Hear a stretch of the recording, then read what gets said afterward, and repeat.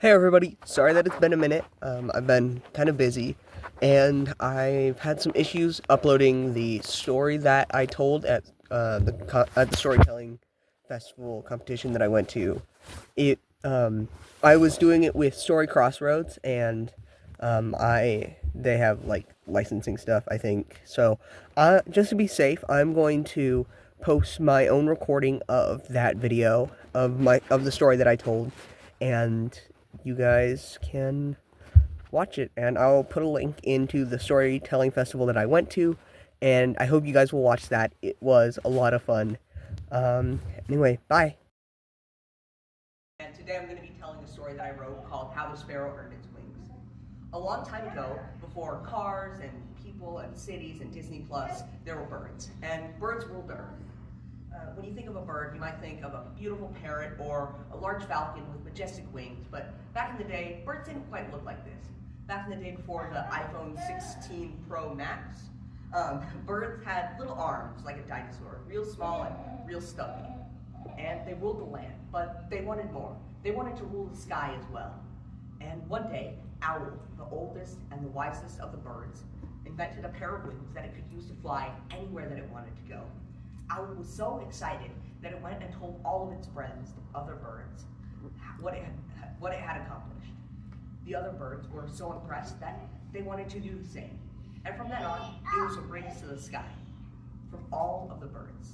Well, most of the birds. Birds like the penguin would rather have ice fish, and ostrich was too busy with its head in the sand, and birds like the chicken and the turkey only kind of got it. But all of the other birds caught on pretty quick. Well, all but one, the little sparrow. Now, the little sparrow wanted to fly so badly, but it never could figure out how. Every day, it would go outside and it would practice. It would look up at the sky and it would flap its little wings and it would jump as hard as it could, and the sky never got any closer. And so it would try again. It would jump and flap as hard and as long as it could until it couldn't anymore. It was too tired, and it would lay down on the ground and watch all of its other friends flying around. One day, the sparrow was about to give up, but as luck would have it, the owl flew down and said, "What's wrong, little one?" And the little sparrow replied, "I can't figure out how to fly. No matter how hard I try, I just can't do it." The owl responded, "Why, little sparrow, I could have sworn I saw you flying just yesterday." And the little sparrow responded, "You must be mistaken, Owl. I can't fly. No matter how hard I try, the sky never gets any closer." Owl responded, and then Owl had an idea. Owl said, "Next time you try flying, instead of looking up at the sky, try looking down at the ground." And this confused the little sparrow. If he was trying to get up to the sky, what did the ground matter? But the sparrow knew that Owl was wise, and so it agreed. The next day, the sparrow went outside, and it looked up at the sky, and it jumped and flapped its little wings, but the sky didn't get any closer. And then the sparrow remembered what the owl had said. It looked down at the ground, and it tried one last time. It jumped, and it flapped with all of its might, and something incredible happened.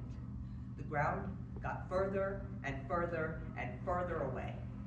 And just then, the sparrow realized it had spent so long focusing on how far it had to go that it never realized how far it had come. The owl flew up to join the sparrow, and both of them flew off together. And sparrows have been flying ever since. Thank you. Thank you all so much for watching. It really means a lot. Hopefully, I'm hoping to move away from just plain storytelling. Next I want to try doing some improv stuff. It might be a while until I can get that all set up. If it is, I'll try and keep you posted. See you soon.